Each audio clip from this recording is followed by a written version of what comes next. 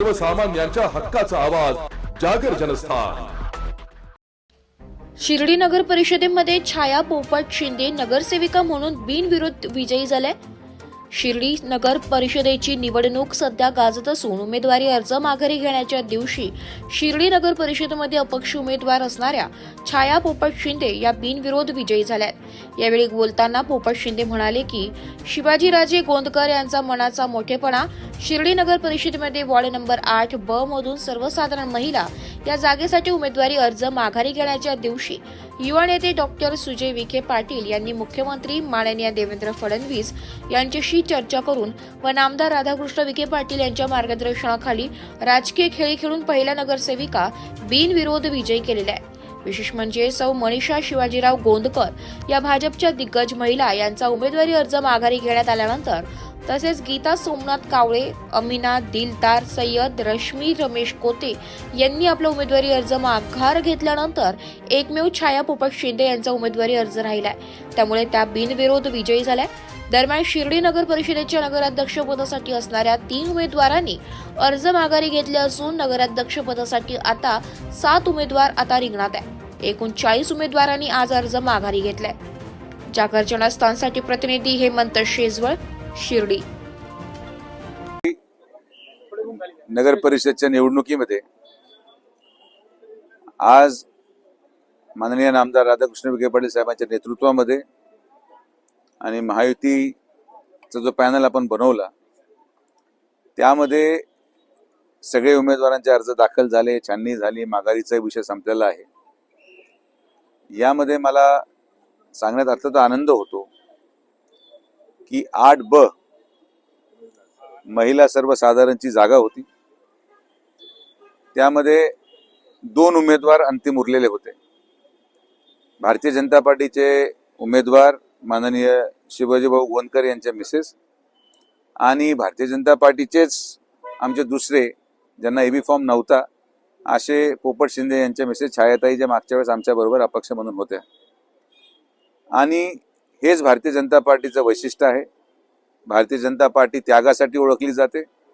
आदरणीय मुख्यमंत्री देवेंद्र फडणवीस साहेबांना आम्ही फोन लावून संपर्क करून हा जो काही तिढा निर्माण झालेला होता की दोन्ही उमेदवार साहेब आपले आहेत, या संदर्भात आता आपण वरिष्ठ स्तरावर निर्णय घ्यावा अशी चर्चा माननीय मुख्यमंत्री महोदयांशी झाली। माननीय मुख्यमंत्री महोदयांनी नामदार साहेबांकडे तो निर्णय सुपूर्द केला आणि आम्ही त्या प्रभागामधले सगळे एकत्रित बसून हा निर्णय आम्ही केला की प्रभाग 8 ब मध्ये भारतीय जनता पार्टीचा उमेदवार माननीय शिवाजीभाऊ गोंदकर यांच्या मिसेस यांचा माघार आम्ही घेतला आणि शिर्डी नगर परिषदेमध्ये साईबाबांच्या आशीर्वादाने महायुतीची 1 जागा बिनविरोध झाली आणि महायुतीने त्यांचं खातं उघडलेलं आहे। मला सांगण्यात आनंद वाटतो की जो काही विकास रथ आपण माननीय नामदार साहेबांच्या नेतृत्वामध्ये सुरू केला, भारतीय जनता पार्टी असेल, शिवसेना असेल, राष्ट्रवादी काँग्रेस असेल, महायुतीचं अधिकृत पॅनल म्हणून आम्ही सामोरे जनतेपुढे जाणार आहोत आणि छाया पोपट शिंदे नावाने आज पहिला नगरसेवक आमचा निवडून आलेला आहे। मी शिवाजी भाऊंचे मनापासून आभार व्यक्त करतो की माननीय मुख्यमंत्र्यांच्या शब्दाखातीर नामदार साहेबांच्या सन्मानासाठी शिवाजी भाऊने आज त्यांच्या मंडळीचा अर्ज मागे घेत जे वातावरण शिर्डीमध्ये निर्माण करण्यात आलं की ओबीसींवर अन्याय केला जातोय, ओबीसींना कुठेतरी लांब केलं जातंय, ज्या विचारावर काही पॅनल तयार झाले, आज शिवाजी गोंदकरांनी हे सिद्ध केलं की भारतीय जनता पार्टी आणि महायुती यामध्ये आम्ही सर्वांना बरोबर घेऊन चालणारे आहोत आणि आज ओपनच्या जागेवर, सर्वसाधारणच्या जागेवर ओपन कॅन्डिडेटने माघार घेऊन ओबीसी साठी माघार घेतली। हे महाराष्ट्रामधल्या इतिहासात पहिलं उदाहरण शिर्डीच्या साईबाबाच्या भूमीमध्ये पाहायला मिळालं आणि मला अभिमान आहे की हे जे काही विष कालव्याचं जाती धर्माच्या नावावर प्रयत्न केला जातो शिर्डीमध्ये, हे माननीय मुख्यमंत्र्यांच्या नेतृत्वाखाली महायुती सरकार आणि माननीय नामदार राधाकृष्ण विखे पाटील साहेबांच्या नेतृत्वाखाली शिर्डीमध्ये आज 1 जागा बिनविरोध होऊन आम्ही यांची सुरुवात केलेली आहे। मला विश्वास आहे की आम्ही केलेल्या विकासाच्या आधारावर जे विष कालवण्याचे लोक प्रयत्न करत आहेत जातीमध्ये, शिर्डीमध्ये कुठल्याही जातीवर मतदान होणार नाही। शिर्डीमध्ये फक्त विकास, विकास आणि विकास हा एकमेव एजेंडा घेऊन आम्ही जनतेपुढे जात आहोत आणि त्याची सुरुवात आज झालेली आहे. त्यामुळे मी शिवाजी भाऊ गोंदकरांचे मनापासून आभार व्यक्त करतो. माननीय मुख्यमंत्री महोदयांनी त्या गोष्टीला परवानगी दिली, त्यांचे देखील आभार व्यक्त करतो. आणि हेच वैशिष्ट्य भारतीय जनता पार्टीचं आपल्या पुढे मला मांडायचं होतं. अहिल्यानगर जिल्ह्यात अशा ठिकाणी काही चित्र आहे? मला कुठेही बिनविरोध झाल्याची बातमी अजून तरी आलेली नाही. हे शिर्डी सारख्या एवढ्या जगत प्रसिद्ध पर्यटन स्थळामध्ये साईबाबांच्या आशीर्वादाने आम्ही हे करू शकलो. आणि हा चपराक आहे त्या सर्व लोकांना जे आज जाती जातीमध्ये विष घालवण्याचा प्रयत्न करतात. शिवाजी गोंदकर त्या सगळ्या लोकांना एक जिवंत उदाहरण आहे की भारतीय जनता पार्टीचा संघटक म्हणून काय असतो. आणि आम्ही कुठल्याही समाजामध्ये आणि जातीमध्ये विश्वास न ठेवता माननीय मुख्यमंत्री हे सर्व आहेत आणि त्यांच्या नेतृत्वाखाली आम्ही हा निर्णय घेतलेला आहे. महाविकास आघाडीचे अनेक जण आपल्या संपर्कात आज होते, त्यांनी काही कोणी माघारी अर्ज घेतला आहे का? नाही, आता हे पहा, ते आता तो विषय महाविकास आघाडी देऊ शकते. माझ्या संपर्कात कोणी नव्हतं. आमच्यामध्ये पण अनेक लोक इच्छुक होते, काही लोकांनी अर्ज ठेवलेत, मागे घेतलेत, ते आपल्याला कळेल. पण आम्ही हे करण्यामध्ये जे आम्ही भूमिका जनतेपुढे जावी, समाजापुढे जावी. आणि आज शिर्डीमध्ये मी सांगतो, ओबीसी मध्ये प्रभाग क्रमांक 11 मध्ये ओबीसीच्या जागेवर ओबीसीच दिला गेलेला आहे. प्रभाग क्रमांक 6 मध्ये ओपनच्या जागेवर सुद्धा ओबीसी दिला गेलेला आहे. तर हे सगळे लोक जे आमच्या शिर्डीमध्ये विष घालवण्याचा प्रयत्न करतायत, माझी हात जोडून त्यांना विनंती आहे, विकासावर भाषण करा. तुम्ही जनतेसाठी काय करणार आहात त्याच्यावर भाषण करा. निवडणुकी विकासावरच होणार आणि त्याचा निकाल आपल्याला येणाऱ्या 3 तारखेला कळेल.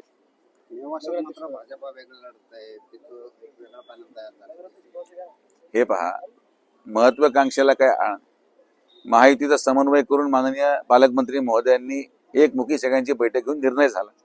शेवटच्या टप्प्यामध्ये कोण कोणाला जाऊन भेटला आणि काय गोंधळ झाला. तर हे उदाहरण शिर्डीने सेट केलेलं आहे, हे उदाहरण शिवाजी गोंदकरांनी सेट केलेलं आहे. आणि हेच उदाहरण जर सगळ्यांनी घेतलं तर विकास मागे राहणार नाही. हा आपला जो भाषणामधलं वाक्य हे या ठिकाणी सिद्ध झालं. तर मी कुठे गेले पोपटराव, त्यांच्या मंडळी नाही आहेत, पण शिवाजी भाऊंना विनंती करेल किंवा पोपटरावांची विनंती करेल की ते निवडून आलेत तर त्यांनी शिवाजीरावांचा सत्कार आलाय का शॉल आहे का बाबा आणलेली आहे. दादा, विरोधक असा आरोप करताय का तुम्ही दबाव तंत्र वापरून सगळं निवडणूक हँडल करू राहिले? कोणावर दबाव आहे बाबा? सगळेच मोकळे आहेत. नगराध्यक्ष पदाला 7 अर्ज राहिलेले आहेत. मी माझ्या लोकांवर दबाव आणतो, मी यांच्यावर दबाव आणला.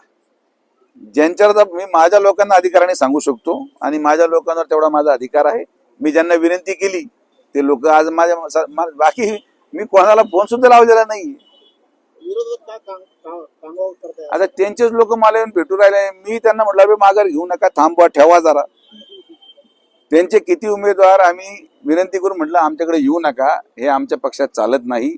तुम्ही ज्यांचा EB फॉर्म जोडलेला आहे तुम्ही त्या नेतृत्वाला जाऊन विचारा, मला विचारू नका. मी हे काम करतच नाही. मी जर दबावाचं राजकारण करत असेल तर मग याला काय अर्थ? 7 अध्यक्ष उमेदवार राहिले कसे? सगळ्या एकही जागा बिनविरोध झालेली नाही. आज जी जागा बिनविरोध झालेली आहे ती भारतीय जनता पार्टीचा अधिकृत उमेदवारांनी एका सामान्य माणसाला उमेदवारी मिळावी, नगरसेवक पद मिळावं म्हणून माघार घेतली. हे तुम्ही जिवंत उदाहरण आहे. आणि हेच मला या सगळ्या विरोधकांचे मुद्दे खोडून काढायचे म्हणून मी तुम्हाला सगळ्यांना, पत्रकार मित्रांना या ठिकाणी बोलवलं. काँग्रेसच्या वतीने दादा आरोप केला जातोय का मोठ्या प्रमाणात लोकशाहीच्या पद्धतीने उद्या निवडणुका, काय नेमकं? लोकशाहीच आहे, 40 वर्ष लोकशाही राहिलेली आहे. लोकशाही करणारे जे आरोप असतील तर माझ्या त्या सगळ्या मित्रांना सल्ला आहे की तुम्ही बिंदास आरोप करा, आम्ही आमचं विकासाचं मॉडेल पुढे नेऊ. आणि म्हणून हे तुम्हाला दाखवण्यासाठी एवढे दिवसचे आरोप प्रत्यारोप झाले, हे सगळे थांबवण्यासाठी मी तुमच्या पुढं आलोय. बरेच दिवस मी शांत होतो, सगळ्यांनी आरोप प्रत्यारोप करे, कोणी पॅनल बनवलं, कोणी भांडण केलं, पण दोन्ही मुद्दे आज आम्ही खोडून काढले की आम्हाला पक्षापेक्षा पक्षाचा त्याग महत्वाचा आहे. आज भारतीय जनता पार्टीने अधिकृत फॉर्म ठेवला आणि एका ओबीसीला ओपन जागेवर संधी दिली, म्हणजे त्यांचा जातीचा मुद्दा खोडून निघालेला आहे. फडणवीस साहेबांचं नेतृत्व आणि त्यांची भूमिका महाराष्ट्राप्रती काय आहे शिवाजी गोंदकरांनी सिद्ध केलेलं आहे. आणि सगळ्या जागेवर कुठेही माघार घेतली गेलेली नाही. सगळ्या ठिकाणी उमेदवारी अर्ज भरले गेले, त्याचा अर्थ कुठेही प्रभाव नाही. हा, नगराध्यक्ष गायब झाला असता, उमेदवार गायब झाले असते, 10-12 जागा बिनविरोध झाल्या असत्या तर मग दबावाचं राजकारण आहे. म्हणजे सगळीकडे अर्ज ठेवून तरी मी दबावच करू राहिलो तर मग याचा काय अर्थ आहे? म्हणजे मग या आरोपाला कुठेतरी तर सिद्ध व्हावं. आम्ही दबाव करणारे नाही, आम्ही आमच्या पक्षाचा उमेदवारीचा अधिकृत त्याग करून सर्वसामान्यांना न्याय दिला, हे या सगळ्या प्रक्रियेतून सिद्ध होतं. संगमनेरमध्ये टायगर समोर आता सिंह उभा राहिला आहे. सिंह निशाणी घेऊन आता सत्यजित तांबे निवडणूक लढवत आहे. मग आता टायगर आणि सिंह असे राजकीय वार होतील का संगमनेरमध्ये? हे पहा, आपण काही जंगलमध्ये नाही आहोत. संगमनेरची जनता ही योग्य तो न्याय देईल. अजून मला शिर्डीचंच हे जे आरोप प्रत्यारोप एवढ्या दिवसापासून चालले होते, माझे सगळे कार्यकर्ते म्हणायचे मला ते उत्तर देणं आवश्यक होतं आणि म्हणून हे मला करून दाखवायचं होतं. हे मी करून दाखवलं. आता जाऊ संगमनेरला. तर वेळ मला मी इथून मोकळा झालोय. आमचे लोक आता प्रचाराची तयारी करतील. मी जातो संगमनेर, श्रीरामपूर, आता नेवासा, बाकी ठिकाणी जबाबदारी आहे ते पार पाडू. जंगलाचा वाघ खरा सिंहच आहे. टायगर असं म्हणतायत की जंगलाचा वाघ सिंह आहे. राजा आहे सिंह. राजा आहे. असं कोण ते म्हणले का? बाबा मी ऐकलं नाही. म्हणजे आता हे पहा, अति आत्मविश्वास हे माणसाला खाली खेचतो. मी तर मला काय अति आत्मविश्वास नव्हता. आम्ही महायुतीचे सर्व घटक पक्ष, मी म्हणलो नाही की शिवसेनेला ताकद नाही, मी म्हणलो नाही राष्ट्रवादीला ताकद. आपण सगळ्यांना बरोबर घेऊन साईबाबांच्या या पावनभूमीमध्ये ती सुसंस्कृती जपत महायुती माननीय नामदार साहेबांच्या नेतृत्वाखाली पूर्ण केलेली आहे. कोपरगावमध्ये भाजपच्या विरोधात तुमच्या युतीचाच आमदार उतरलाय. काय म्हणले? कोपरगावमध्ये भाजपच्या विरोधात युतीचाच आमदार उतरलाय. आता कोपरगावची परिस्थिती तुम्हाला अगोदरपासून माहिती आहे. तुम्ही पत्रकार महोदय आहात, तुम्ही तिकडे पण संपर्कात आहात, तुम्हाला माहिती आहे. आपण लहानचे मोठे इथंच झालेलो आहोत. तिथं पक्षापेक्षा दोन परिवारामध्ये वाद आहे. एकाने एक चिन्ह घेतलं की दुसरं घेतो. त्यामुळे ते काही नवं नाही.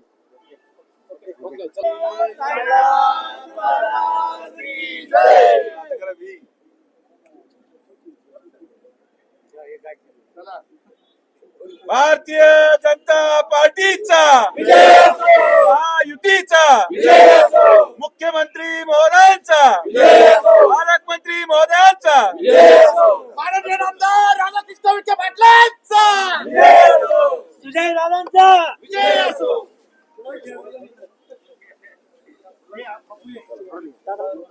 आता आम्ही घेतो ना. आम्ही पण घेऊ शकतो.